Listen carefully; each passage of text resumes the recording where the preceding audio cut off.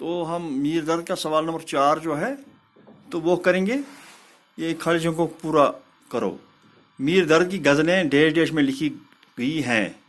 اس کو آئے گا میر درد کی غزلیں چھوٹی بہر میں لکھی گئی ہیں. تو دوسرا اس میں ہے میر درد کی غزلیں ڈیش ڈیش میں لکھی گئی ہیں. اس میں میر درد کی غزلیں چھوٹی بہر میں لکھی گئی ہیں. تو دوسرا ہے میر درد کے 15 برس کی عمر میں ایک رسالہ ڈیش ڈیش تحریر کیا. تو اس کو آئے گا میر درد نے 15 برس کی عمر میں ایک رسالہ احکام صلات تحریر کیا. تو تیسرا ہے میر درد اپنے ڈیش ڈیش کے شاگرد ہوئی.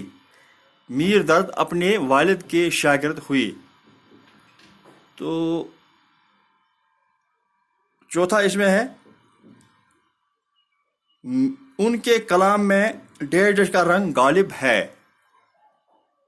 ان کے کلام میں یعنی کہ میر درد کے کلام میں تصوف کا رنگ غالب ہے. تصوف کا مطلب ہے کہ جو اسلامی فلسفہ ہے، دین اسلام کا فلسفہ، اس کو تصوف کہتے ہیں. تو اس میں تصوف کا رنگ غالب ہے ان کی شاعری میں. تو اس طرح سے یہ کوشچن ہمارا یہاں پر نمبر 4 ختم ہوا. تو آگے ہم انشاءاللہ اگلے سیشن میں باقی سوال کریں گے. باقی وسلام.